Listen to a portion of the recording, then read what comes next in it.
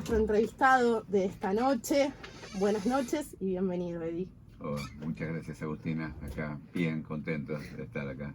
Ya, bueno, con Eddie nos conocemos hace muchos años. Yo lo he entrevistado hace muchos años atrás, cuando estudiaba historia y tuve que hacer un laburo y ahí lo elegí para hacerlo. Y hoy tenemos la suerte y el gusto de tenerlo acá en FM La Tribu para estar hablando un poquitito en contexto de lo que fue la fecha del 24 de marzo. Bueno, que hay mucha conexión y mucha historia para hablar al respecto. Primero lo que quería decir es nombrarte como dijiste que querías que te nombráramos. Perfecto. Que militante, sociólogo y ex secretario de Derechos Humanos de la provincia de Buenos Aires, ni más ni menos, todo un currículum ahí. Sí, quise poner en orden porque me parece que lo de militante me acompañó toda la vida. Lo de sociólogo menos tiempo, parte porque tuve que dejarlo en los 70 y lo retomé en los 90, por las avatares de la política. Y funcionario menos tiempo, así que todo fue de más a menos, digamos. Está muy bien, creo que la palabra militante es la que te acompaña efectivamente toda la vida, no solamente por lo que ha sido tu militancia en los 70 particularmente y la conexión que tenés con lo que fue la dictadura de una manera nefasta, sino también por todo lo que fue tu militancia a partir de ahí todos los años siguientes. Sí, yo creo que la actitud militante en general es una concepción de vida, una actitud de vida, más allá de que hay periodos donde uno le pone más intensidad, el mismo proceso histórico te arrastra, si querés, a un compromiso mucho más profundo, pero siempre la militancia tiene una perspectiva de compromiso vital, digamos, con el otro.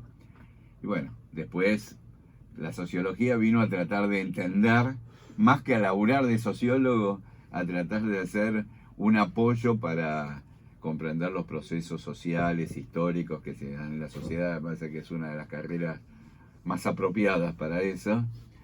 Y bueno, y después me tocó circunstancialmente ser secretario de Derechos Humanos en la gestión de Felipe Solá cuando fue gobernador de la provincia. Después también estuve a cargo de la política de adicciones, de atención a las adicciones en la provincia, pero en la gestión Scioli, y después tareas varias. Que la seguís teniendo hasta hoy en día.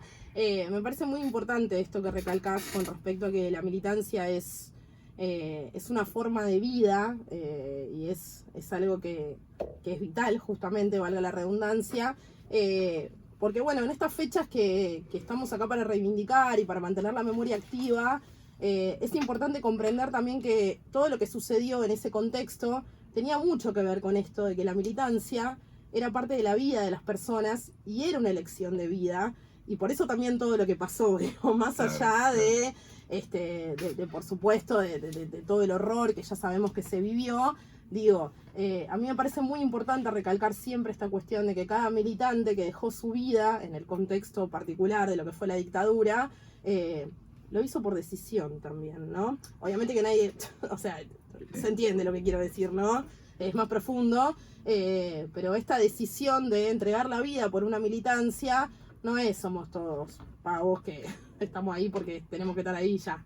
De hecho, mira, hoy es un día muy especial porque es un aniversario del secuestro y asesinato de Rodolfo Walsh. Exactamente, sí.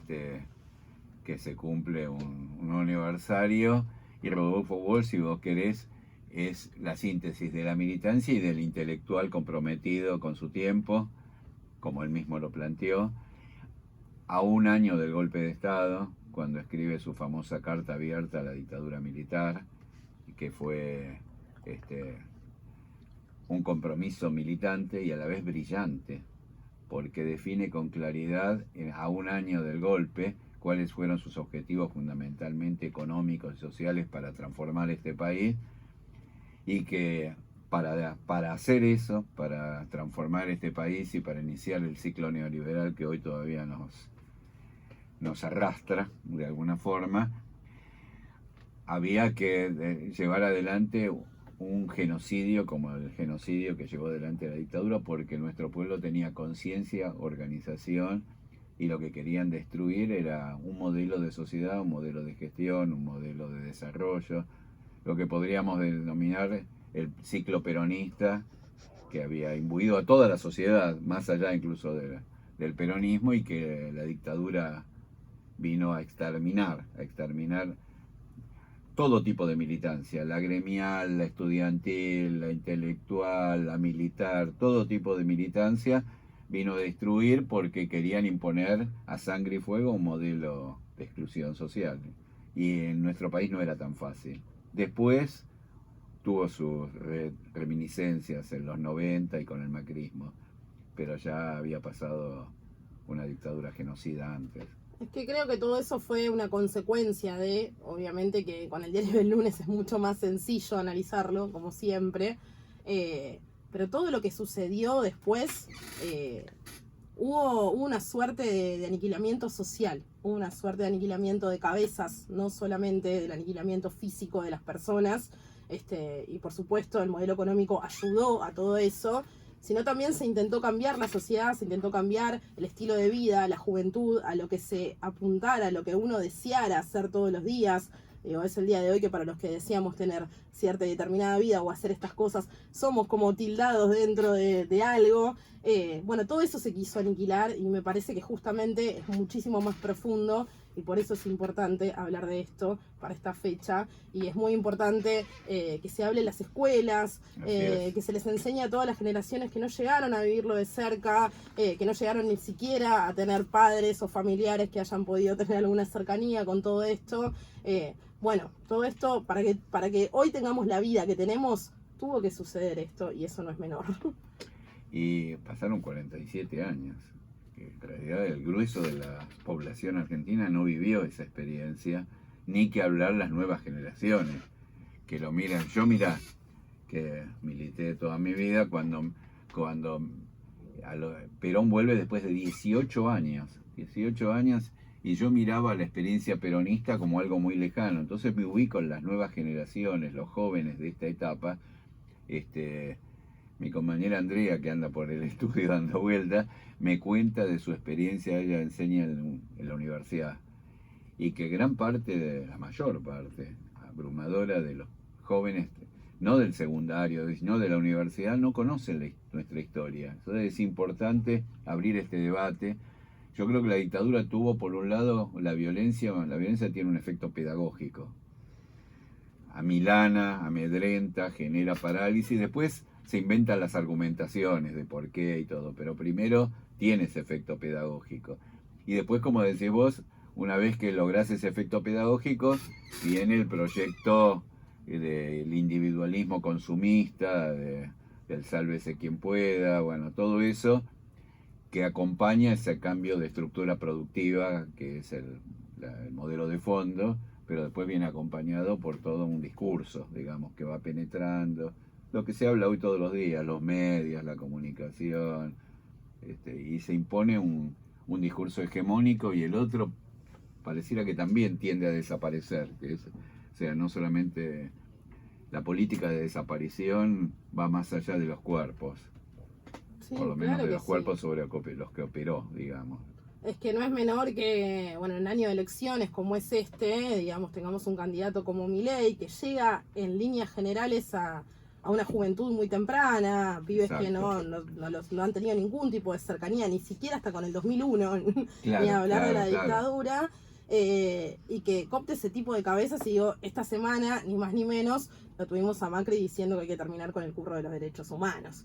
Entonces, todo esto genera, obviamente, algo en el que, bueno, tenemos que estar alertas y salir, al menos desde nuestro rol de comunicadoras, bueno, expresar lo que tenemos que hacer, básicamente. Ya es una cuestión vital tener que hablar de todos estos temas, y creo que no es menor.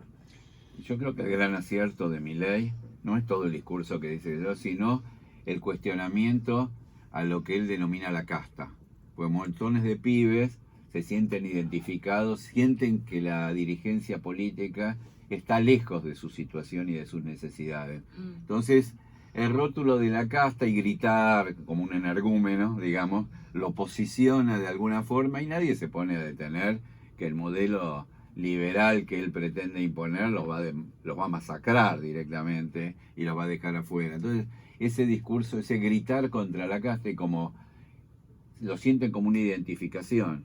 Y bueno, evidentemente en el campo popular está faltando discurso y dirigencia, y hay una responsabilidad, porque la responsabilidad es que no se está pudiendo transformar o no se está teniendo la voluntad política de transformar esta situación de injusticia que estamos viviendo. Entonces, el pibe que se caga de hambre, que no tiene alternativa, que la alternativa es qué sé yo, el rebusque en el mejor de los casos, y si no, la venta de droga o lo que fuera, como para tener unos mangos. Entonces entras en un territorio donde el tipo que los putea es tu referente.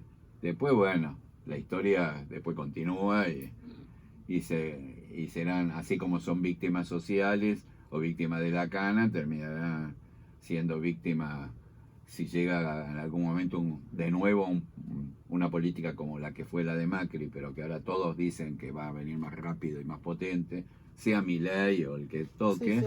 Van a ser víctimas, está claro que van a ser, pero mientras tanto, y ahí hay responsabilidad de la dirigencia del campo popular. Sí, por supuesto, porque obviamente las poblaciones vulnerables son las que siempre peor la pasan. Obvio. Y también las que son usadas por todo ese tipo de discurso para llegar, y después obviamente nada de lo que le van a dar va a ser para ellos, está claro.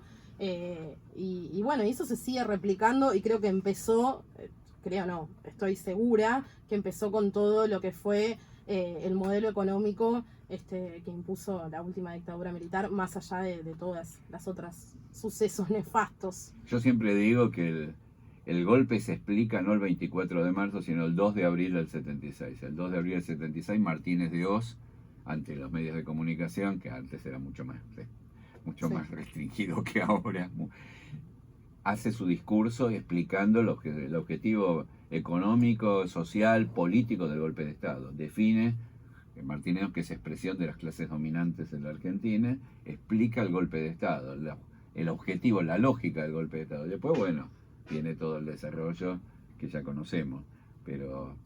Y me parece, retomando, que también es importante, cuando empezaste a hablar, el tema de los comunicadores. Me parece que ahí hay otra lucha, otra disputa, que el Estado, los gobiernos populares deberían poner más esfuerzo y recursos en la construcción de un contradiscurso al discurso hegemónico. Porque pasás por el bar de la esquina y están viendo siempre los mismos canales de televisión, están diciendo siempre las mismas cosas, y la gente que no le interesa, digamos, o no tiene los recursos, o por el motivo que sea, llegar a otro tipo de información, es un pajarito que te va comiendo la cabeza. Parece que no, pero es cierto, y sobre todo si encima la carcome sobre una realidad de misiadura, como es la que estamos tratando, porque si no, caerían saco roto y dirían, mira, estos giles lo que están diciendo, si nosotros estamos bombas, ¿viste? Pero el problema es cuando no estás bomba y te machacan y te dicen la culpa es de los políticos, y atrás se esconden todos los tipos que se llenan los bolsillos, o las complicidades del Poder Judicial, o la función esta que decimos de los medios hegemónicos. Sí, que han hecho lo mismo siempre a lo largo de la historia. El tema es que eso, digamos, se pueda replicar, que pueda llegar a la gente, que la gente lo pueda ver y lo pueda escuchar. Y está claro que hay una responsabilidad en el campo popular hoy en día de eso, y también por lo que se vive, porque la realidad es que la situación económica está recontra mil heavy, que el mundo está a nivel muy heavy, no es solamente acá, y que obviamente cuando no llegas a fin de mes y no tenés para llenar la heladera y no tenés para hacer absolutamente nada que tenga que ver con el ocio y con, digamos, lo que nos mantiene a los seres humanos vivos día a día, y obvio, vas a caer en ese discurso de que son todos iguales, de que siempre lo mismo, de que nada importa, de que cualquier carita nueva va a estar bien, sin importar todo lo que está diciendo en su trasfondo. Bueno, Eddie, ¿querés contarle un poquito a la gente toda tu historia militante, que es hermosa, maravillosa, gigante? Y hay un montón. Me voy a poner ahí. colorado y no me va a salir. No, bueno, yo No, la vez que te entrevisté en su momento, todavía tengo grabada la entrevista, estuvimos hablando 2 horas y media, obviamente que acá es imposible, pero bueno, hacer un resumen por lo menos para que la gente sepa cómo también has dado tu vida por una causa y bueno, y hoy es un orgullo tenerte acá. bueno, muchas gracias.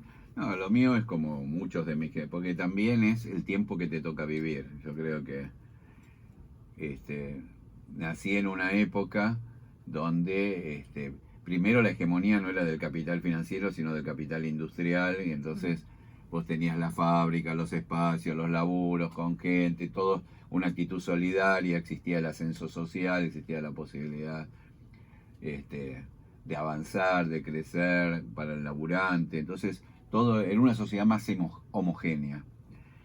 Y por el otro lado, en nuestro país estaba la resistencia. Cuando yo empecé a militar era la resistencia a la dictadura, el lucha y vuelve, que ahora se puso un poco en boga, el lucha y vuelve de Perón, las organizaciones sociales, gremiales, con mucha polenta, y el surgimiento de las nuevas organizaciones políticas y político-militares que crecían no solamente en nuestro país, en toda América Latina.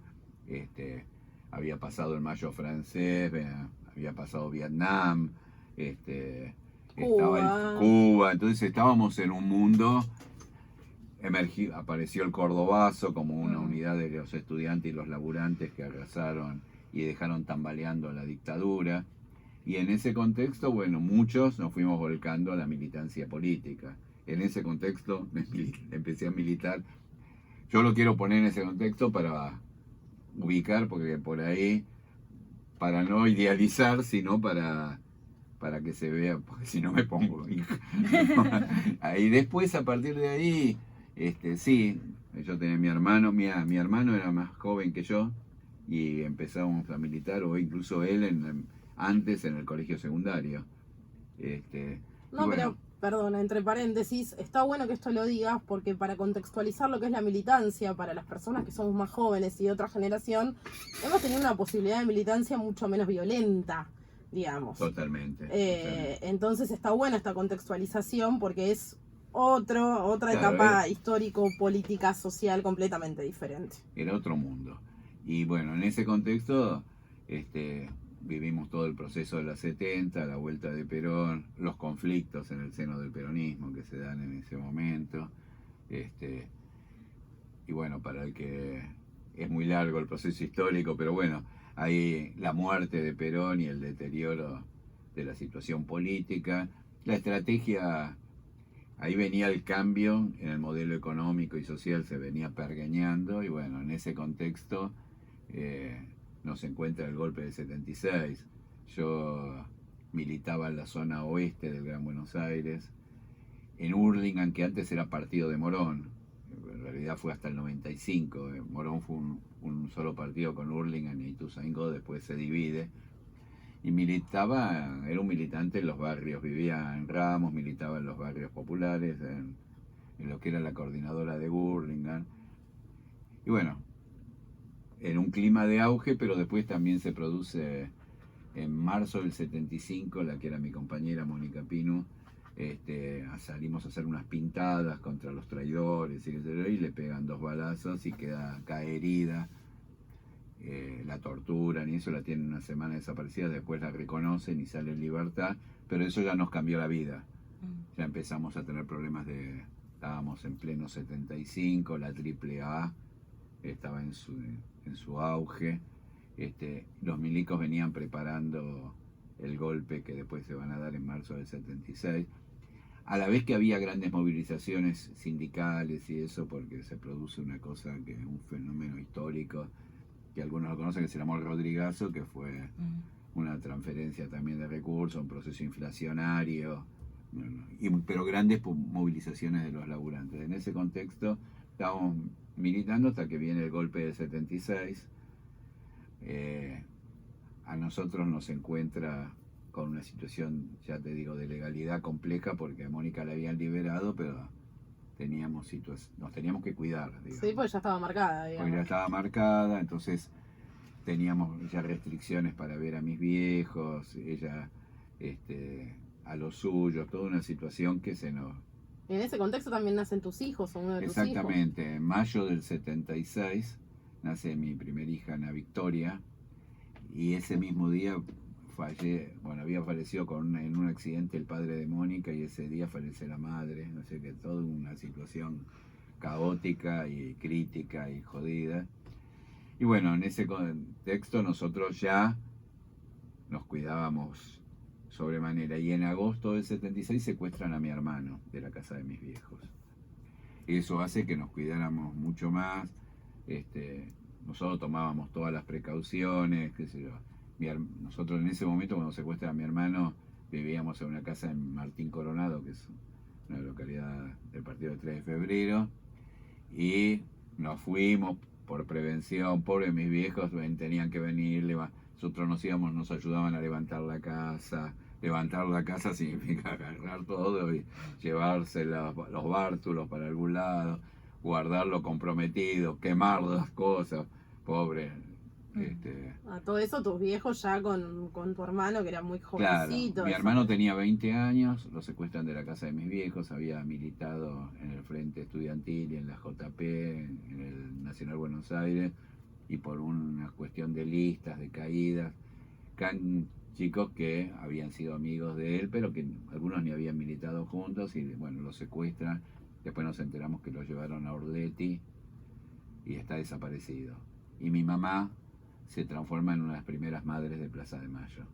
Empieza a recorrer los lugares, a pedir, a enviar, a presentar avias, bueno, hasta que al final se van juntando. Es que es la historia de las madres, que se empiezan a juntar detrás de los reclamos, a circular para que la policía no las moleste, y bueno, y empieza el círculo y las vueltas, y es una de las 20 fundadoras de Madre de Plaza de Mayo.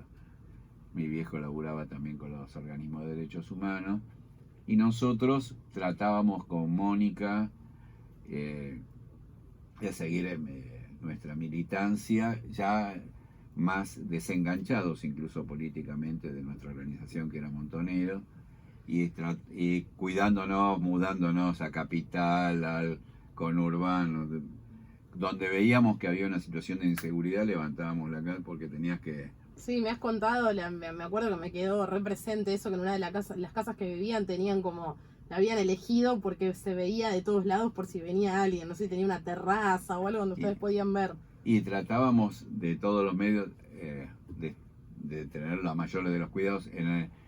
Después caminando, porque en un momento estábamos muy inseguros, y nos fuimos a recorrer Morón Sur, y ahí logré alquilar una casa, y estábamos ahí insertos hasta que... Y nos dábamos un trabajo en los barrios, íbamos a visitar a los viejos militantes y vecinos para volver a reconstruir, porque el golpe del 76 había sido profundamente sanguinario, y el 76-77 fue brutal, y esto que te cuento ya llegábamos al 78, y nos volvimos a reenganchar con un compañero que aparte teníamos contacto porque era pariente nuestro, y entonces empezamos a armar la posibilidad de irnos a vivir a las afueras de La Plata, que ahí fuimos a Los Hornos para reconstruir la conducción de La Plata, que había caído y estaba muy destruida. Y bueno,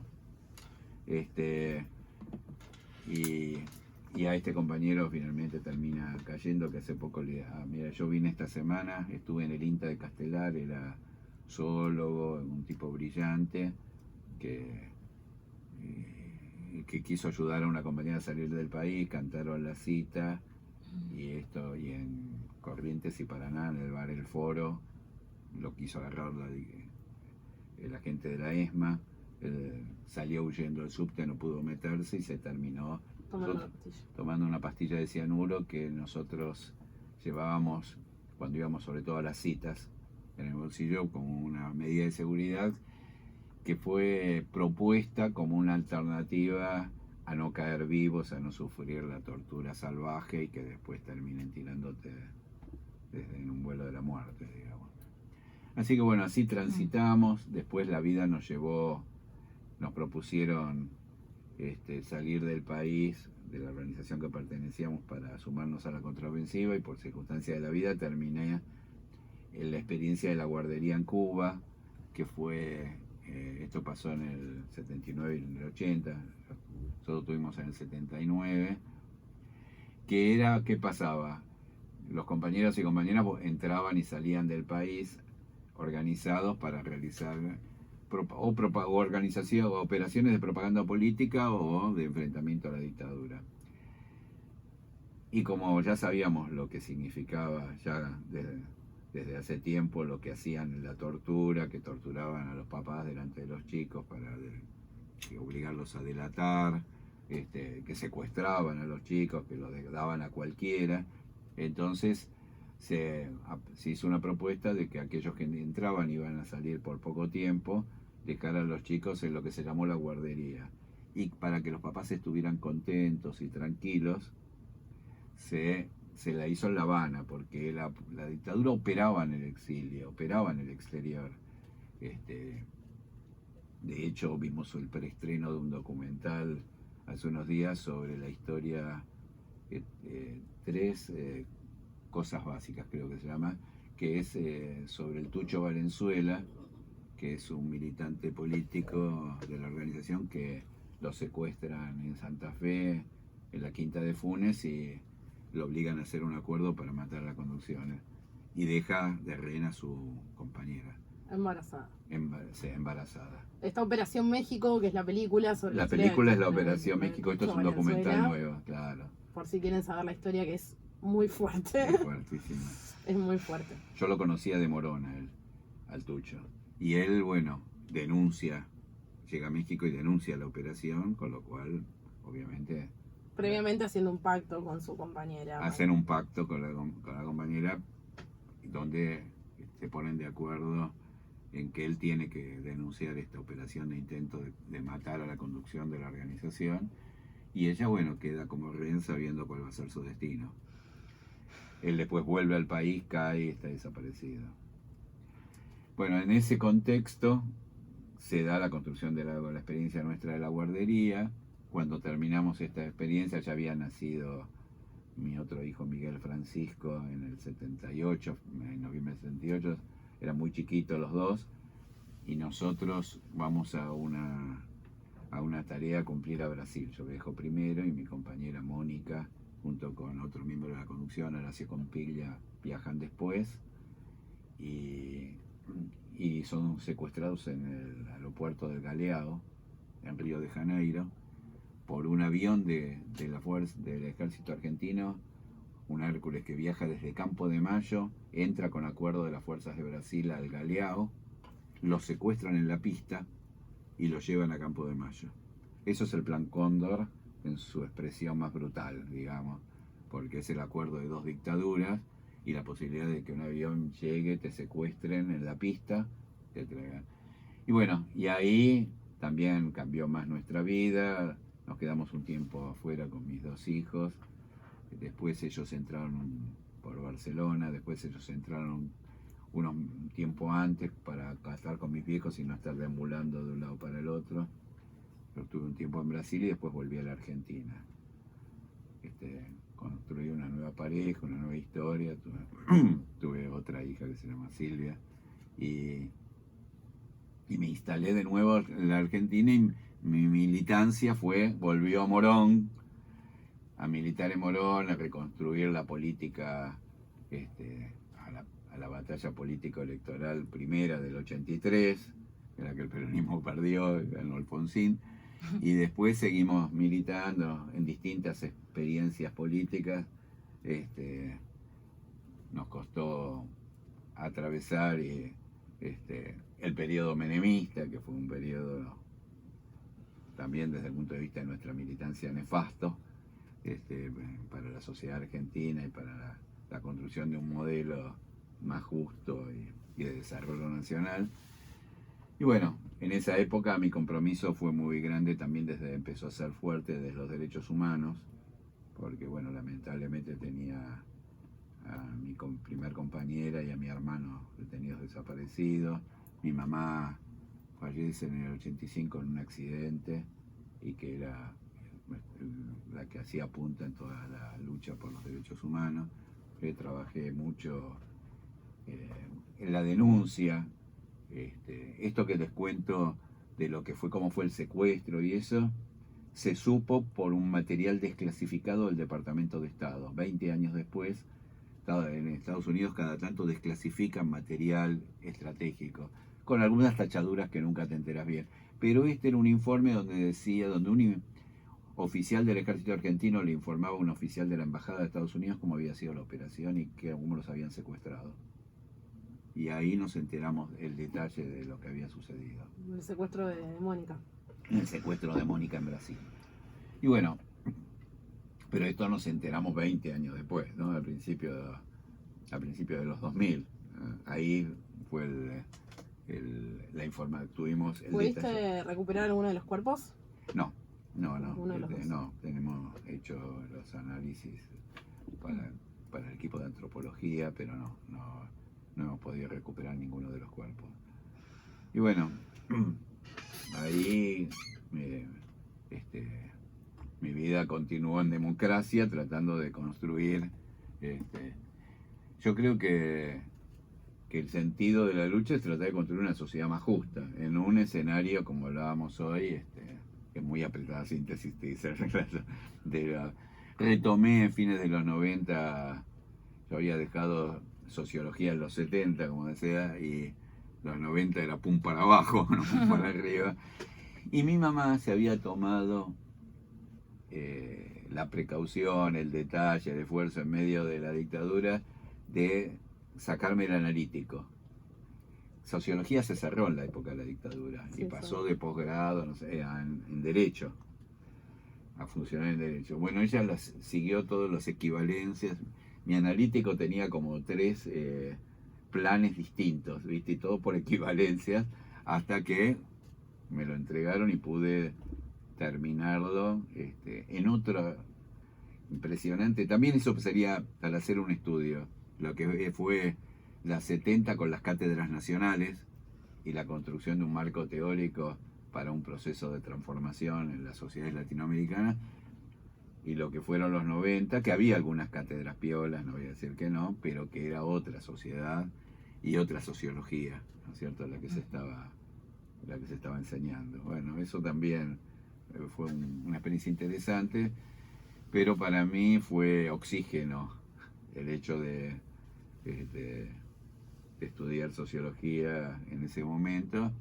Y después, cuando en la última etapa ya de la caída del menemismo, al principio tuve la experiencia de Ubaldini, que fue una frustración, pobre Ubaldini. En el 91 dio la pelea y no metimos ni un concejal. No sé si llegó a ser ni siquiera diputado. Y era un líder, ¿no? Pero bueno, había expectativas por otro lado. Y bueno, y ahí transitamos de nuevo esta experiencia, y en el año, creo que 2001, 2002, conocí a Cristina Kirchner, y con una agrupación que teníamos en Morón que se llamaba Movimiento, nos metimos cuando nadie sabía ni el apellido de Néstor Kirchner, porque esto también fue una cosa, ¿viste? Cuando el apellido de Néstor Kirchner no lo sabían pronunciar. Sí, el 2003 fue como ganó bueno, de Santa Cruz. En el 2002, con otras compañeras y qué sé yo, participamos, vivíamos casi en la casa de Santa Cruz organizando la campaña antes del acuerdo con Duhalde y todo eso, cuando esa cuestión de intuición, ¿no?, de política, o de ver un tipo que había, más allá de que había transitado una experiencia distinta, pertenecía a la misma generación política. Y nos metimos de cabeza, y ahí transitamos también esa experiencia, que es la que termina primero la conocimos a Cristina, después a él, y que es la que termina la experiencia que te digo con Solá, después la Secretaría de Derechos Humanos. Y sí hay una experiencia que yo nunca me la olvido y siempre trato de remarcarla. En el 2004, el gobierno se hacía la reunión de Europreto, del Mercosur, en Europreto, en Brasil. Y era el gobierno de Lula. Y yo seguía teniendo contacto por el secuestro de que Mónica la habían secuestrado en Río de Janeiro. Y había Y en Brasil la situación es muy difícil porque nunca se cortó con la amnistía, la autoamnistía de los militares, y eso se mantuvo y se mantiene vigente. Pero bueno, el gobierno de Brasil genera una reparación y una investigación sobre lo que había sucedido y eso, y dice que ese hecho se va a concretar en la reunión de presidentes. Yo se lo comento a Néstor Kirchner y él me dice, venís conmigo en el avión. Y fuimos con el avión presidencial y estaba la reunión en ese momento estaba Chávez vivo, estaba toda la reunión de presidentes del Mercosur. Lula la presidía como local, digamos, y en una sala contigua, más chiquitita, digamos, de esa, se hace ese pequeño homenaje y de reconocimiento del gobierno de Brasil. Néstor Kirchner sale de la sala de reuniones y me acompaña, yo fui con mi hijo Miguel, y se para al lado mío y me aprieta fuerte la mano y en silencio se mantiene todo el tiempo, un gesto que nunca iba a ser público, ni mucho menos, y ahí se produce el reconocimiento hacia Mónica y también hacia Horacio Campiglia, que había sido secuestrado juntos, ¿no es cierto? Y yo siempre trato de comentarlo porque que vos vayas y el presidente de tu país te lleve, te acompañe, salga de la reunión de presidentes y se pare al lado tuyo, y por lo bajo cuando empezaron a hacer la ceremonia, me agarró la mano, me apretó fuerte la mano y se quedó así todo el tiempo. Habla, digamos, de la calidad humana porque viste que a veces se debaten, ¿no? Discusiones sobre distintos temas, pero bueno, estas cosas son las que no se saben de un ser humano, digamos, ¿viste? Y aparte, más si es el presidente de tu país, que sí. No es que me mandó con el protocolo, digamos, por decirlo de alguna forma. Y bueno, y transitar toda esta experiencia como todos ustedes ya, ¿viste? Me tocó transitar la experiencia de esos años y después la del macrismo y la destrucción. El kirchnerismo fue una apertura de puertas súper grande para lo que es nuestra generación. Fue, digamos, volver para mí, insertar a la juventud en otro tipo de ideales, de deseos, más allá de lo que cada uno, digamos, trajera, un montón de cuestiones. Creo que ahí se dio el quiebre con respecto a volver a insertar a la juventud en otro tipo de deseos, de ideales, de ganas, de formas de un país. Y creo que a los que crecimos en los 80 y en los 90, bueno, fue la apertura de volver a las calles, y eso todavía al día de hoy está visto. Digo, ayer en la marcha, lo que se viene dando en los últimos años, o en realidad lo que es la concentración de Plaza de Mayo por el 24 de marzo, se preguntan quiénes hemos nacido en democracia, y ver la cantidad de gente, la cantidad de lo que hemos nacido en democracia, y bueno, estamos ahí. Creo que es parte de lo que ha dejado el kirchnerismo, más allá, digamos, del color político de cada uno. Sí, más allá de las apreciaciones sobre cada uno lo que tenga, hasta dónde se avanzó, no se avanzó. Y en todo tipo de militancia, inclusive no la que es puntualmente peronista o kirchnerista, digo, más allá de eso, creo que le ha abierto las puertas a una militancia que en los 90 estaba muy vapuleada por todo lo que había sucedido esos años y por lo que sucedía como modelo con el menemismo. Eso es apreciación propia, pero... No, yo creo que es así. Creo que lo que mostró es voluntad de disputa, de poder. Y creo que las nuevas generaciones lo que buscan es que alguien después podés discutir hasta dónde se profundizó, no se profundizó, todo lo que quieras discutir.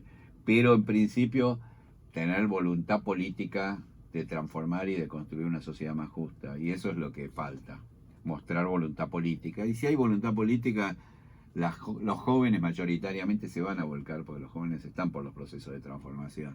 El problema es cuando eso no se ve. Totalmente. Eddie, nos quedamos sin tiempo. ¿Querés decir algo más cortito, lo que sea modo de reflexión, y cerramos, o así estamos bien? No, yo creo que hemos hablado bastante. Me parece que por ahí lo central es eso, que siempre hay posibilidades de la transformación.